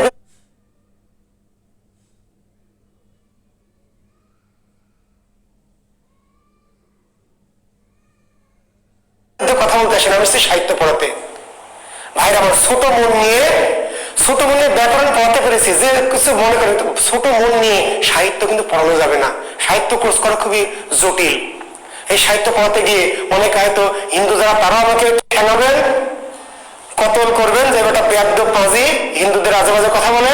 আবার মুসলমান ধর্ম সম্পর্কে যখন পড়াবো তখন মুসলমানরা আবার নাস্তিক, কাফের টাফের বলে আজে বাজে গালি দেবেন। কাজেই শিক্ষার্থী বন্ধুরা, এখানে অনেক হয়তো ধর্মপ্রাণ মানুষ আছেন, হিন্দু ধর্মের বৈষ্ণব ভক্ত আছেন, রাধাকৃষ্ণের ভক্ত, মুসলমান ধর্মের অনেক ধার্মিক মানুষ আছেন। আমি সাহিত্যের প্রথম দিকে এই কথাটি বলতে চেয়েছিলাম, বলিনি যে আমি আপনাদের স্পেশালি বলবো। তো দয়া করে কোনোভাবেই কোন ধর্মীয় কোন মতবাদ, বিশ্বাস অবিশ্বাস, হ্যান ত্যান এসব বিষয়ে যাবেন না। তথ্যের মতো করে মনে রাখবেন। আমার আলোচনার মধ্যে কোনো ধর্মীয় কটূক্তিও থাকবে না, কিন্তু লেখক যা বলেছেন আমি তাই বলবো, তার বাইরে কোনো কিছু বলতে পারবো না। কাজে যা কিছু বলবো আমার কোনো কথা না, আমার কোনো মতামত না। সকল কথা, সকল মতামতের জন্য দায়ীকে, যেই বাটা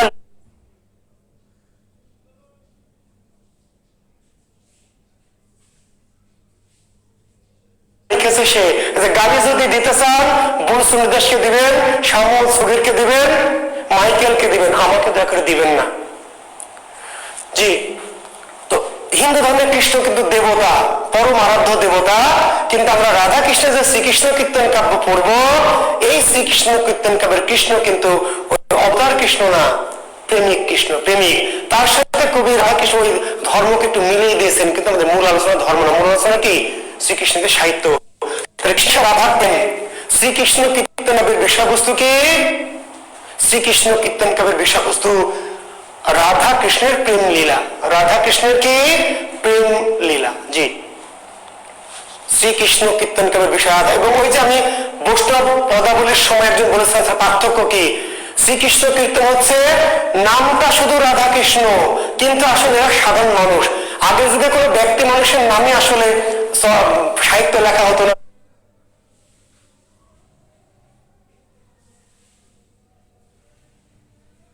বিধায় এই নামগুলো নেওয়া হয়েছে যাতে মানুষ তাদেরকে চিনে। ইউসুফ যখন পড়াবো, আমাদের পবিত্র কোরআনে সূরা ইউসুফ আছে, পবিত্র কোরআন শরীফে সূরা ইউসুফ, ইউসুফ আলাইহিস সালামের একটা আলাদা সূরা আছে। কিন্তু আমি যখন শামুল সুগরের ইউসুফ জুলেখা পড়াবো, এইটাকে যদি আপনি ওই ইউসুফের সাথে মেলান তাহলে তো ভাই বিপদে পড়ে যাবেন। কারণ সূরা ইউসুফের যে ইউসুফ তিনি হলেন স্রষ্টা নবী প্রফেট, ওখানে আলাদা কাহিনী। আর শাহ মোহাম্মদ সগীর ইউসুফের নামটা নিয়েছেন, ইউসুফ আলাইহিস সালামের জুলেখার নামটা নিয়েছেন, কিন্তু তিনি নিজের মতো করে নিজের মনের মাধুরী মিশিয়ে নানান কিছু কাহিনী বানিয়েছেন। তা আমি কি আপনাকে কোরআনের সূরা ইউসুফ পড়াবো নাকি শাহ মোহাম্মদ সগীরের ইউসুফ জুলেখা পড়াবো?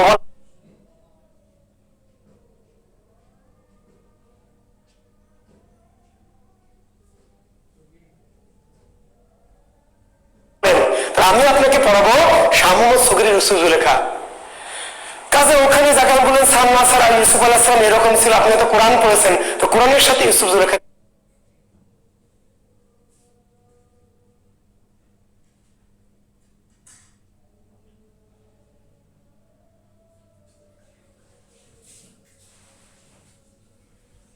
কিন্তু শাহ মোহাম্মদ সগীর ইউসুফ জুলেখাকে মিলানো যাবে না, ঠিক আছে? ওকে, কাজে আপনি শ্রীমদ ভাগবত গীতা কিংবা এই ধরনের গ্রন্থের সাথে শ্রীকৃষ্ণ কীর্তনকে মেলানো যাবে না, কারণ এটা শুধুই কি রাধা কৃষ্ণের প্রেম লীলা, শ্রীকৃষ্ণকে রাধা কৃষ্ণের প্রেম লীলা। জি, থ্যাংক ইউ। এখানে মূল তিনটি চরিত্র, মূল চরিত্র তিনটি, রাধা কৃষ্ণ আর কি বড়াই। মূল চরিত্র তিনটি, রাধা কৃষ্ণ বড়াই। আর কৃষ্ণের মায়ের নাম কি? যশোদা। কৃষ্ণের মা হচ্ছে যশোদা, আর রাধার স্বামীর নাম হচ্ছে আইহন।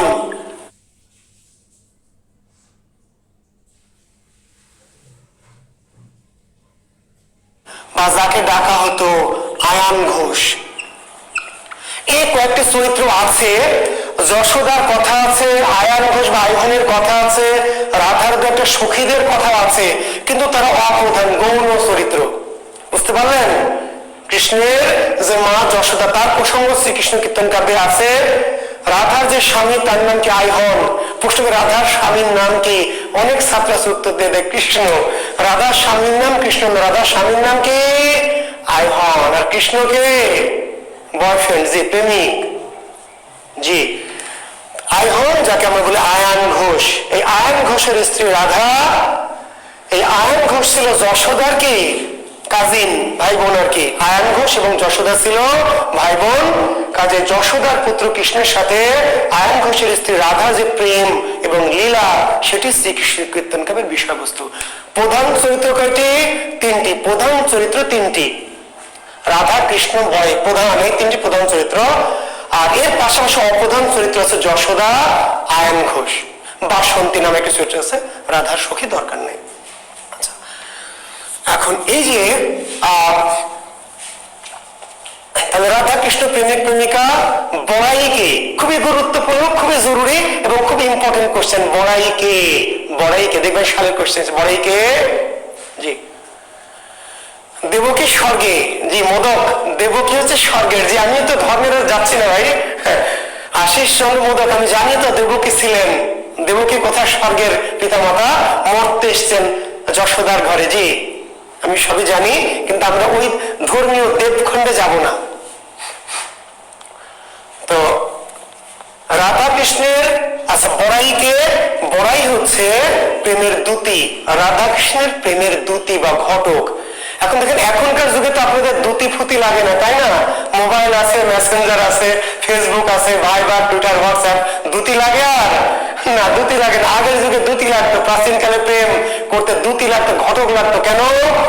কারণ ওই যুগে তো ভাই মোবাইল টোবাইল ছিল না, আর ছেলে মেয়েদের দেখাও হতো না। জি এখনকার যুগে কি সুবিধা, কোচিংয়ে যাচ্ছেন, কলেজে যাচ্ছেন, মেয়েরা তো বাইরেই যেত না, কাজেই মেয়েদের সাথে দেখার সুযোগ ছিল না। কাজে প্রেম করতে হলে ঘটক লাগতো, দূতি। চিঠি পত্র যে আদান প্রদান করবেন, কেমনে দেবেন চিঠি? মেয়েটি তো হয় থাকে মায়ের সাথে, নাহলে বাবার সাথে, নাহলে ভাইয়ের সাথে। চিঠি দিত কেমনে?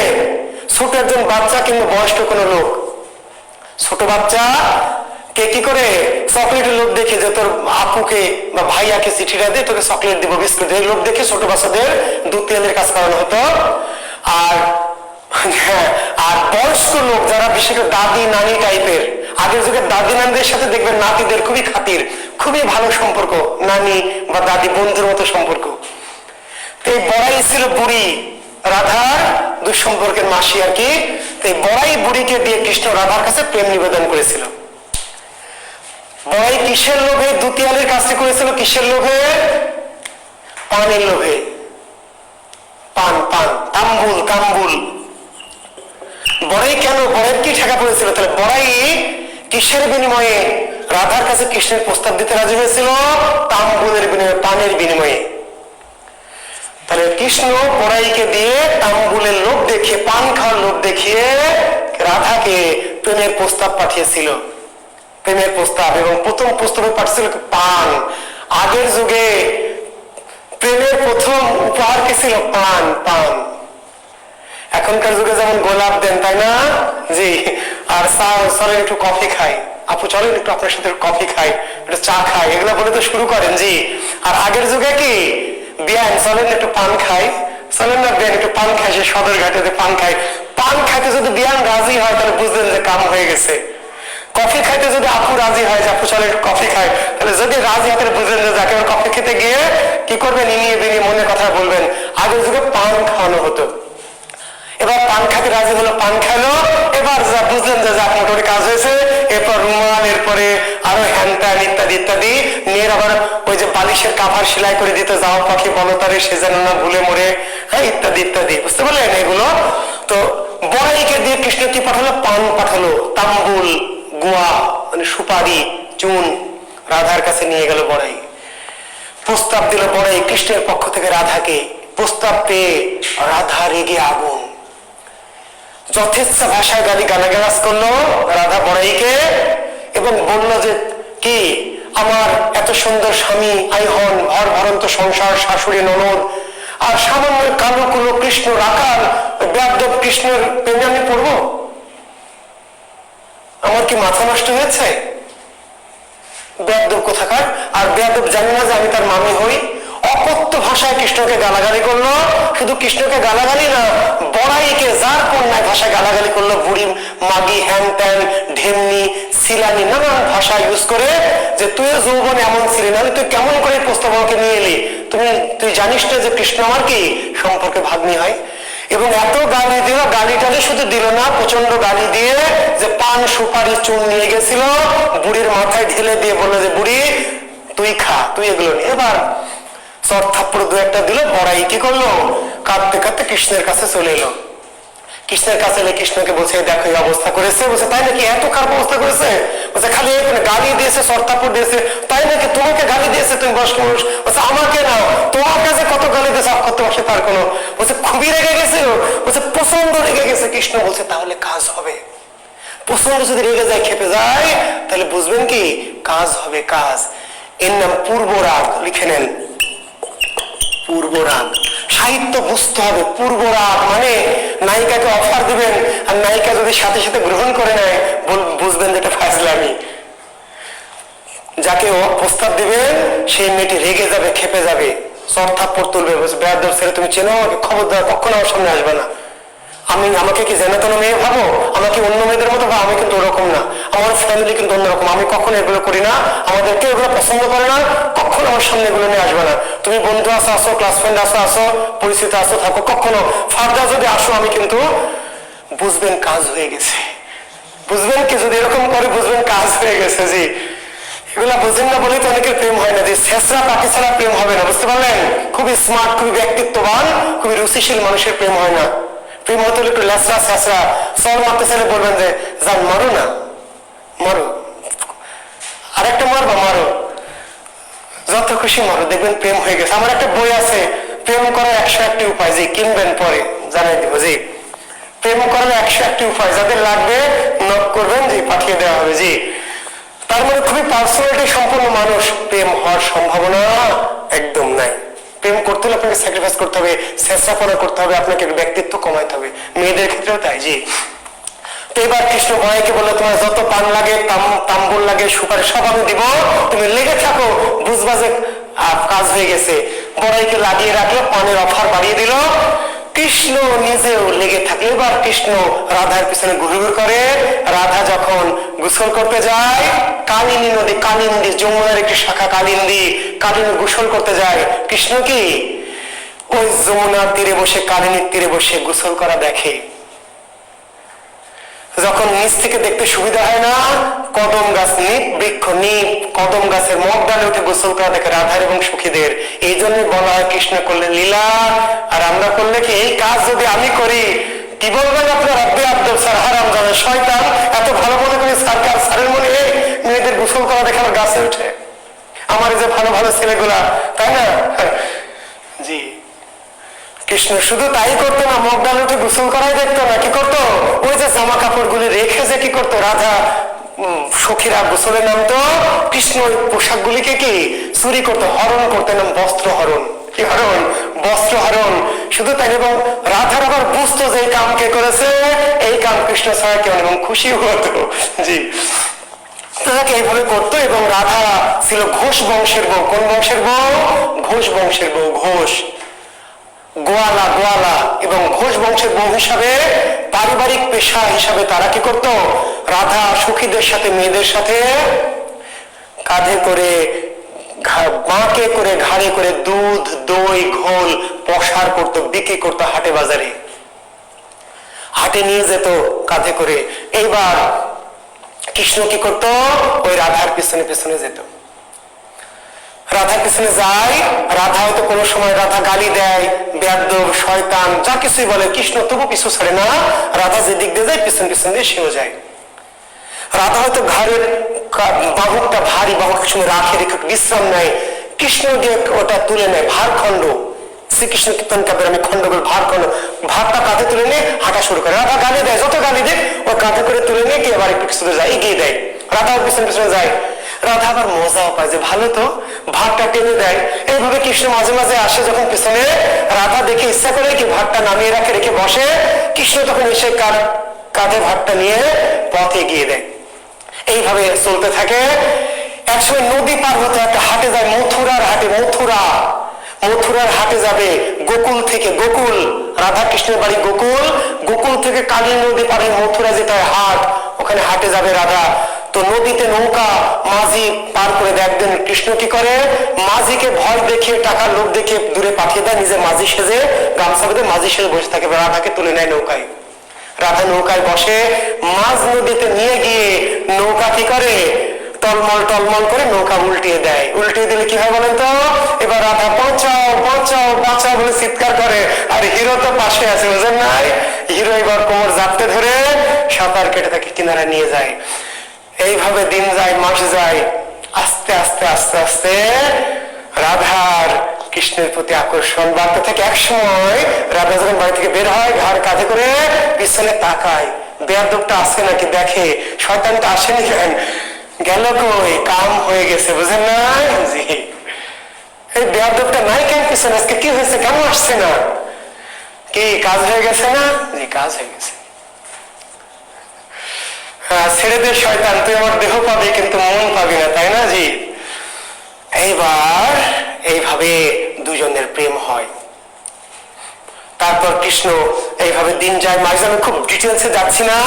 তারপর কি? জি, ওই যে ঘাটে গান হয়, সব সখীরে পার করিতে নেব আনা আনা, তোমার বেলায় নেব সখী তোমার কানে শোনা, ইত্যাদি বিশাল কাহিনী, অনেক বিশাল বিস্তৃত যাচ্ছে না আমি, যেটুকু মূল জিষ্ট আপনাদের বলছি। এইবার রাধা কৃষ্ণের প্রতি আকৃষ্ট হয়। রাধা কৃষ্ণের প্রতি, এবং কৃষ্ণ একটা বাঁশি বাজায়। কৃষ্ণের বাঁশি ছিল মোহন বাঁশি। এই বাঁশি কৃষ্ণ কি করে? বৃন্দাবনে বসে, কালী নদীর কূলে বসে গরু ছাগল চড়ায় আর বাঁশি বাজায়। রাধা বলছে, কে না বাঁশি বাই বড়াই কালিনী নই কুলে, কে না বাঁশি বাই বড়াই এ গোকুলে। বড়াইকে বলছে, বড়াই কে না বাঁশি বায়ে বড়াই এ গোকুলে, কে না বাঁশি বায়ে বড়াই, কে? কালিনী নই কুলে। আকুল শরীর মোর, ব্যাকুল মন, বাঁশির শব্দে মোহ আওলালো রন্ধন, পাখি নহু তার ঠাও, উড়ি পড়ি যাও, মেদিনী দিদার দাও, পুষিয়া লুকাও। মধ্যযুগের বাংলা। শিক্ষার্থী বন্ধুরা, গতদিন যেমন শ্রীকৃষ্ণ কীর্তনের বাংলা পড়িয়েছি, যে স্যার বাংলার অন্য কিছু, তো এটা ছিল প্রাচীন যুগের বাংলা, আর প্রাচীন যুগের বাংলা থেকে পরিবর্তিত হয়ে কি মধ্যযুগের বাংলা। এটি হলো মধ্যযুগের বাংলা নিদর্শন। কে না বাঁশি বাঁয়ে বড়াই, বড়াই কে বাঁশি বাজায়, কে না বাঁশি বায়ে বড়াই কালিনী নই কুলে, কে কালিনী নদীর কুলে কে বাঁশি বাজাচ্ছে, কে না বাঁশি বায়ে বড়াই এই গোকুলে, এই গোকুল অঞ্চলে কে বাঁশি বাজাচ্ছে। রাধা জানে না? জানে, ঢং করছে। বাঁশি কে বাজাচ্ছে খুব ভালো করে জানে, বড়ের কাছে ঢং করছে। আকুল শরীর মোর ব্যাকুল মন, বাঁশির শব্দে মো আওলানো রান্ধন।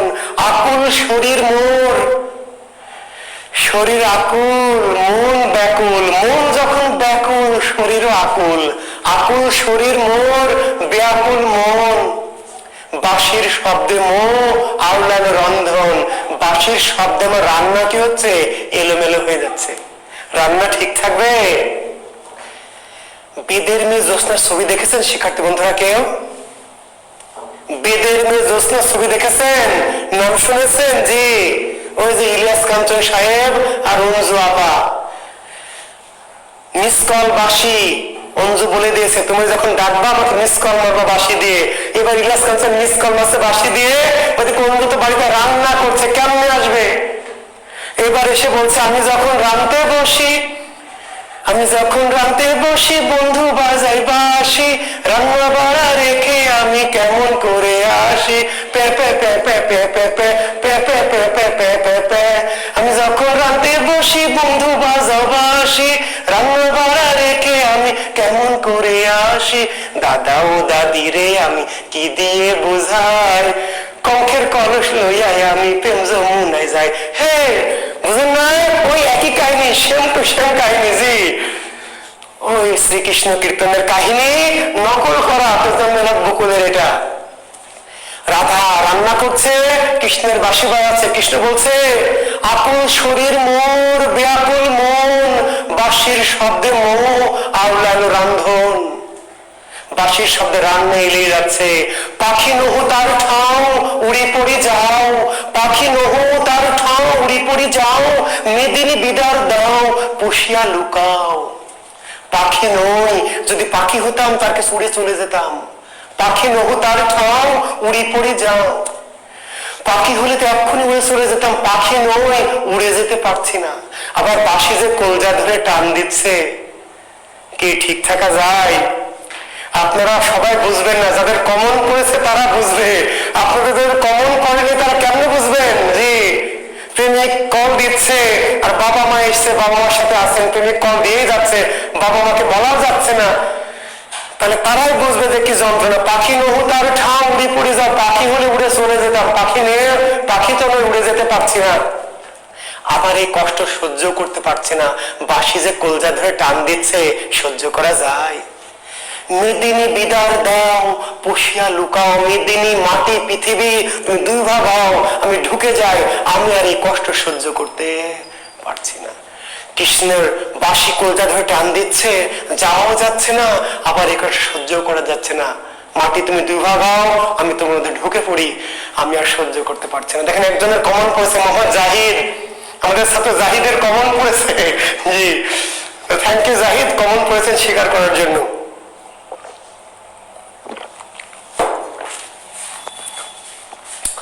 এইবার রাধা কৃষ্ণের খোঁজে ঘুরে, কৃষ্ণ আর আসে না, কৃষ্ণের টাইম নাই। কারণ কি? কৃষ্ণ একসাথে 16 সহস্র গোপবধূর সাথে প্রেম করে। কৃষ্ণের প্রেমিকা কয়টা? মাত্র 16,000। বুঝতে পারলেন কৃষ্ণের কতজনের সাথে প্রেম? মাত্র 16,000 গোপবধূ। গোপবধূ 16 সহস্র গোপবধূ হচ্ছে কৃষ্ণের প্রেমিকা। এবং মজার বিষয়, এরা কেউ বালিকা নয়, সবাই কি বধূ। বধূ জি, খালি নাসিরকে দোষ দেন তাই না? এটা তো ঠিক না। আমাদের যে স্যার, যে আমাদের গুরু, যাদের কাছে আমরা পড়েছি, এটা মজা করে বলতে কি জানেন? যে মোবাইলের মধ্যে সেরা হলো নোকিয়া, আর প্রেমের মধ্যে সেরা হলো পরকিয়া। জি, তখন নোকিয়া মুভ ফোন ছিল সবচেয়ে দামি, আসার মাসার মারলেও ভাঙে না। তা আমাদের গুরুরা মজা করে বলতে পারে, পাগলা মোবাইলের মধ্যে সেরা হলো নোকিয়া আর প্রেমের মধ্যে সেরা হলো পরকিয়া। তো কৃষ্ণ 16,000 সাথে প্রেম করেছে, একটা অবিবাহিত না, সবাইকে বিবাহিত গোপবধূ। এখন কেউ যদি বলেন কেন স্যার বিবাহিতদের সাথে কেন প্রেম, 1, 2, 4টাও কোনো অবিবাহিত নাই? তা 2 রকম উত্তর দিতে পারে। একটা ফাজলামি উত্তর যে বিবাহিত হয়তো একটু অভিজ্ঞ, যেন কৃষ্ণ ভেবেছে অভিজ্ঞদের সাথে প্রেম করলে একটু বেশি লাভ হবে, হতে পারে এমন। আর সিরিয়াস উত্তরটা হচ্ছে যে আসলে ওই যুগে অবিবাহিত কারোর সাথে প্রেম করার সুযোগ ছিল না ভাইরা আমার, শিক্ষার্থীরা আমার। কেন? কারণ মেয়েদের বিয়ে হতো 7 বছর বয়সে, 6 বছর বয়সে।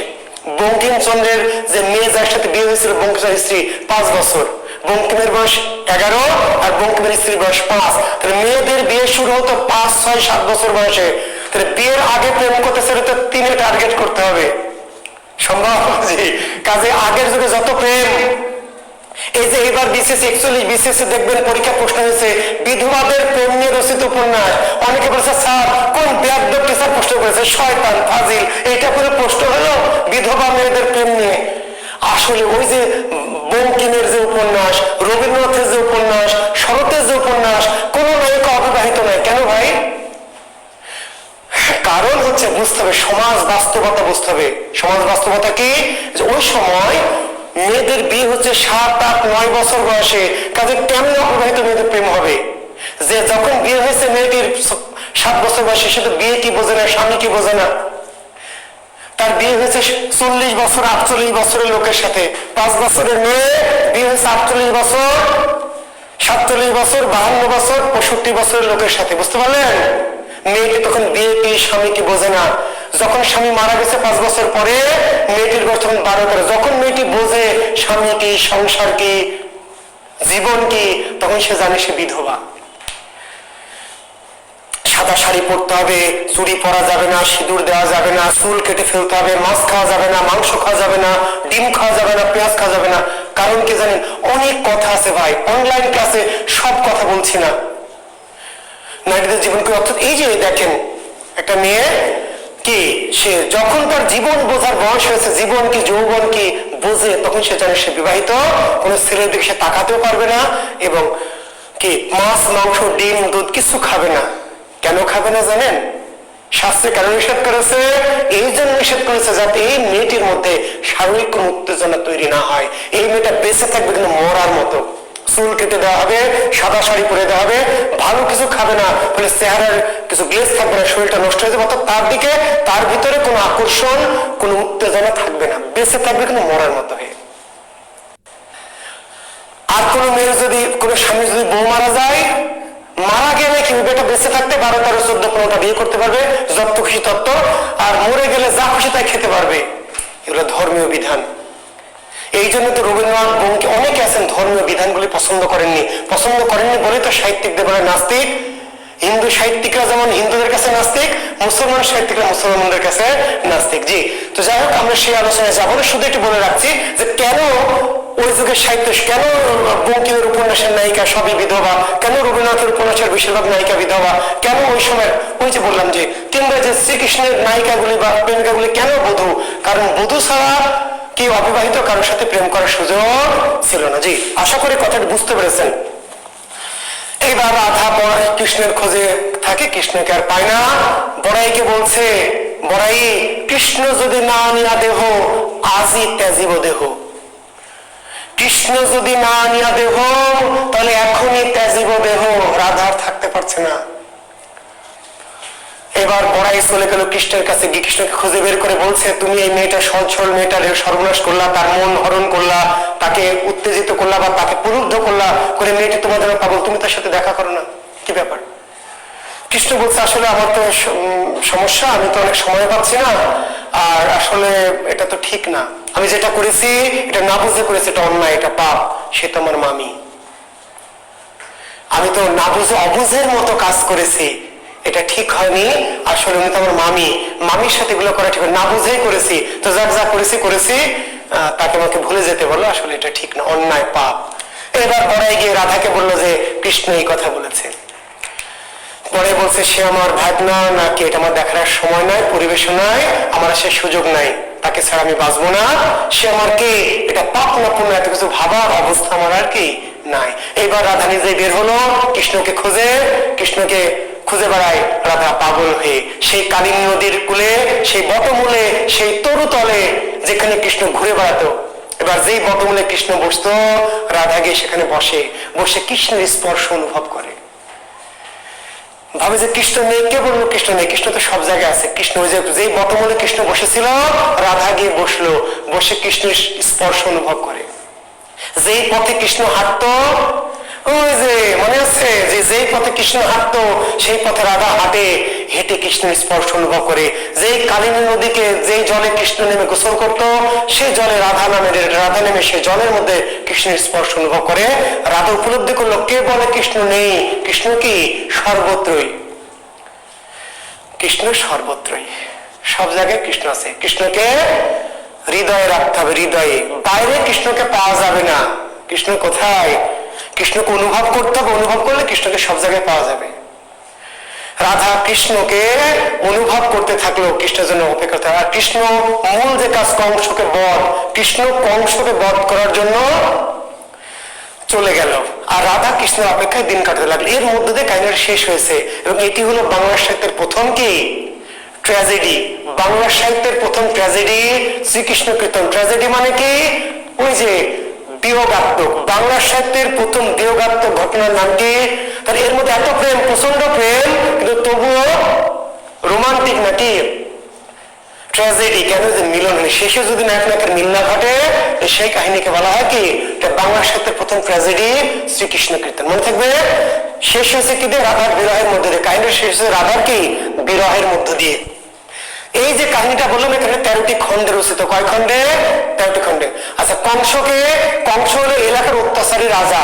কংস যে এলাকায়, এই রাজ্যের কি, যে রাজ্য, এই রাজ্যের কি অত্যাচারী রাজা। কৃষ্ণ স্বর্গ থেকে পৃথিবীতে পাঠানো হয়েছে কেন? কেন এসছে কৃষ্ণ? কংসকে বধ করে, এটি তার উদ্দেশ্য। মাঝখান থেকে কিছুটা সময় পার করার জন্য সে এই সখীদের সাথে প্রেম করেছে। আসলে প্রেম করার জন্য তো আসেনি, এসছে হলো কংসকে বধ করে। কংস ছিল মথুরার অত্যাচারী রাজা। মথুরা রাজ্যের অত্যাচারী নিষ্ঠুর রাজা হচ্ছে কংস। এই কংস কৃষ্ণের এক ধরনের দুঃসম্পর্কীয় মামা, কৃষ্ণের মামা। জি, কংস কৃষ্ণের মামা। তো কংসকে বধ করার জন্য কৃষ্ণ অবতার পৃথিবীতে আবির্ভূত হয়েছে, এবং মাঝখান থেকে সে গোপ বধূদের সাথে কি লীলা করেছে মাঝখানে একটু। আর মূল উদ্দেশ্য ছিল কংসকে বধ করা। কাজেই কংসকে বধ করতে কৃষ্ণ মথুরা ছেড়ে চলে গেল। আর রাধা কৃষ্ণের কি অপেক্ষায় কৃষ্ণের জন্য পথে বসে থাকলো। এর মধ্যে দিয়ে শেষ হয়েছে কাহিনী। শেষ হয়েছে কিদের মধ্যে দিয়ে? রাধার বিরহের মধ্যে দিয়ে, রাধার বিরহের মধ্যে দিয়ে। শ্রীকৃষ্ণ কীর্তন কাব্যের খণ্ড কয়টি?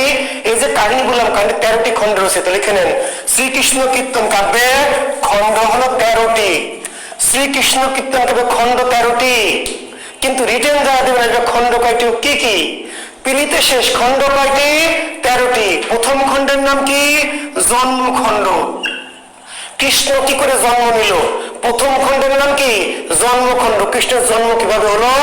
শেষ খণ্ডের নাম হলো রাধা বিরহ। শ্রীকৃষ্ণ কীর্তন কেবল কতটি খণ্ডে রচিত? 13 খণ্ডে। প্রথম খণ্ডের নাম জন্মখণ্ড, আর শেষ খণ্ডের নাম রাধা বিরহ। মাঝে আর একটি খণ্ড আছে, পিলির জন্য মনে রাখতে হবে না, তবে রিটেন যারা পরীক্ষা দিবেন আসবে খণ্ড কয়টি ও কি কি। তখন বললাম 13টি জন্মখণ্ড, রাধা বিরহ না, 13টি খণ্ডের নাম লিখতে হবে। তো 13টি খণ্ডের নাম আমি একটু লিখে দিব, দয়া করে লিখে নেবেন।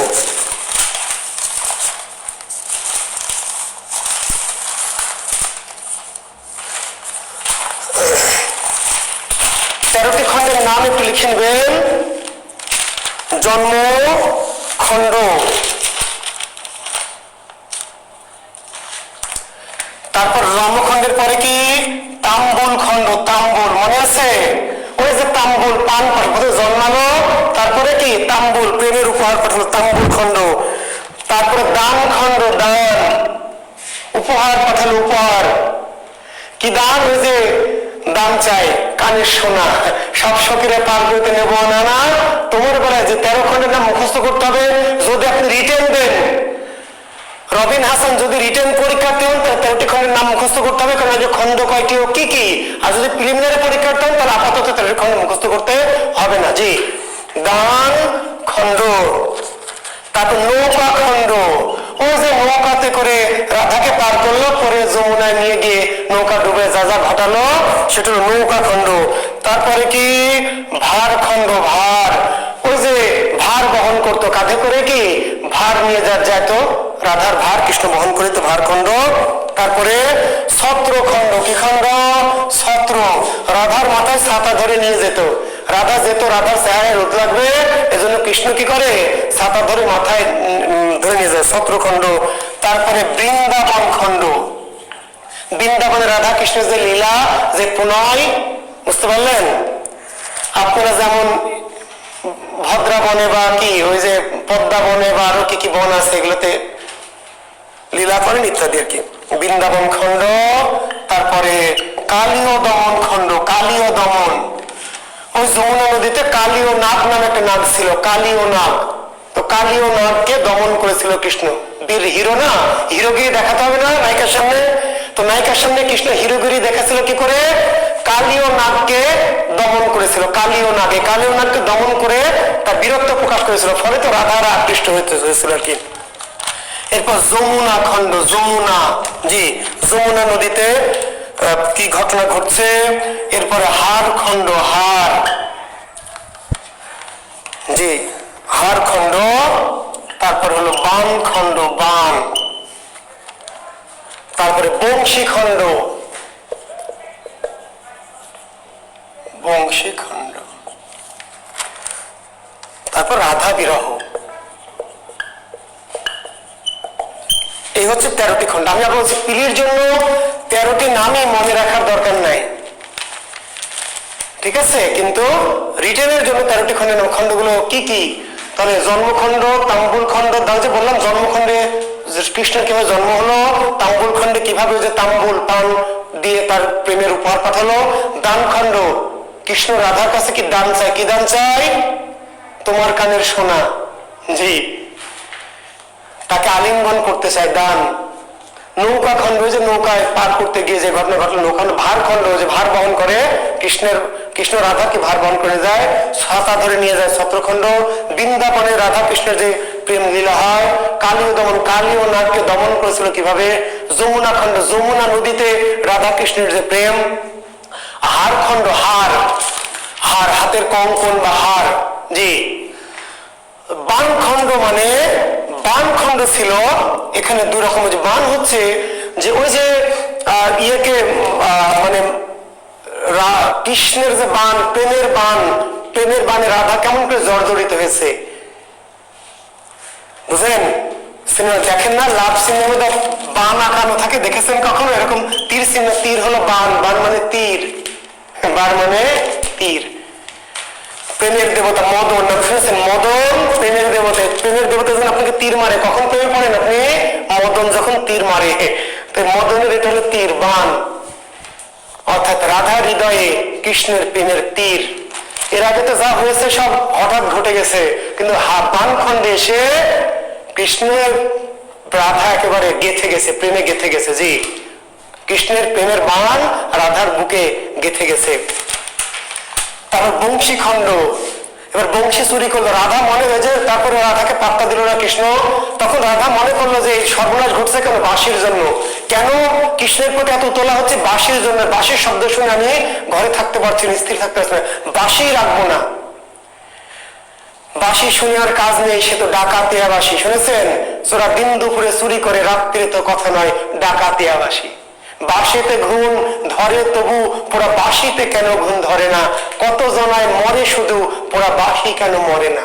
সে যে দিন দুপুরে চুরি করে, রাত্রিরে তো কথা নয়, ডাকাতিয়া বাঁশি। এবার রাধা ভাবলো এই ডাকাতিয়া বাঁশি সকল সর্বনাশের মূল, এই বাঁশি রাখবো না। এবার বাঁশি চুরি করলো, বাঁশি চুরি করে লুকিয়ে রাখলো। তো চুরি করলে কি হবে?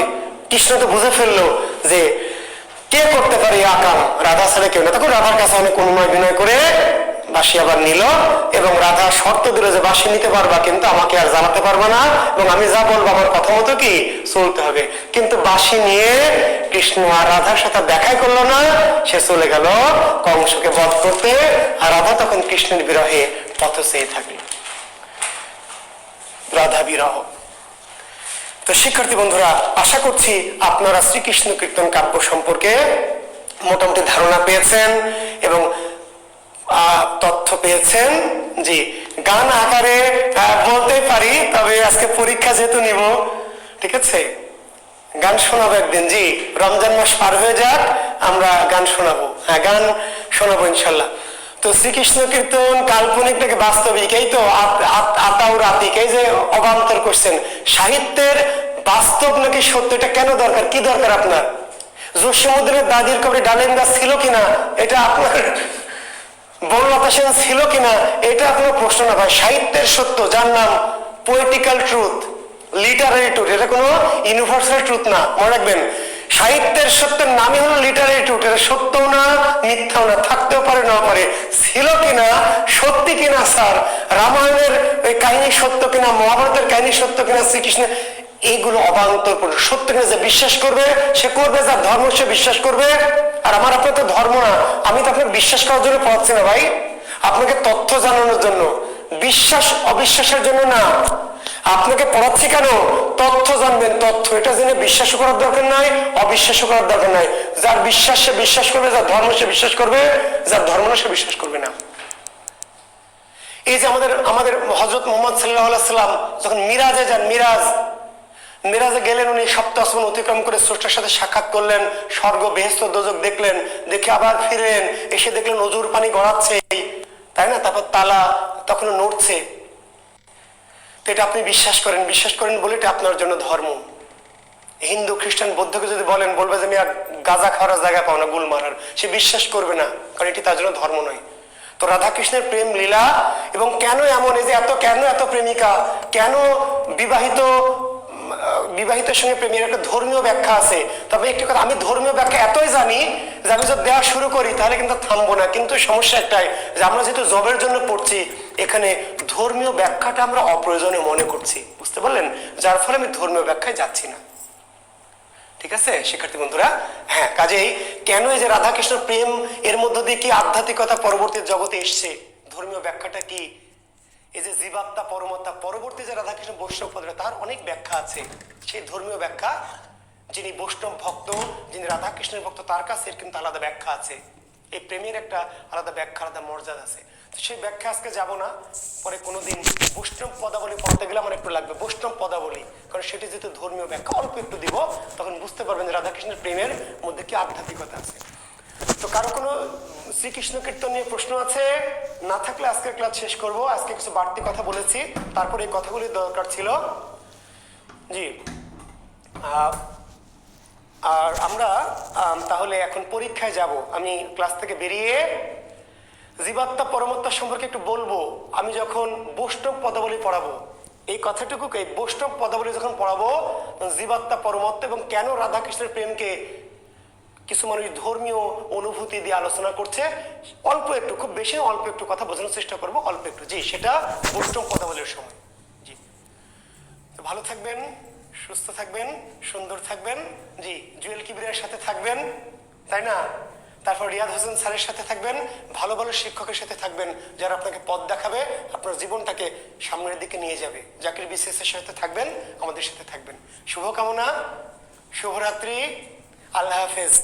একটু পরে আপনাদের পরীক্ষা হবে। জি, এটি বাংলা সাহিত্যের একক রচিত গ্রন্থ, বাংলা সাহিত্যের প্রথম একক রচিত গ্রন্থ। ঠিকই বলেছেন, এর আগে বাংলা সাহিত্যের একক রচিত গ্রন্থ না, শ্রীকৃষ্ণ চর্যাপত্য একাধিক জনের রচিত, বাংলা সাহিত্যের প্রথম একক রচিত গ্রন্থ শ্রীকৃষ্ণ কীর্তন। তো জি, অনেক কথা থাকলে আমরা আবার আগামী দিন বলবো ইনশাল্লাহ, বেশি কোনো কথা নেই। তো আমি এখন বের হয়ে যাব, বের হয়ে আপনাদের চর্যাপদ এবং প্রাচীন যুগের সাথে পরীক্ষা হবে। ধন্যবাদ, শুভরাত্রি, আল্লাহ হাফেজ।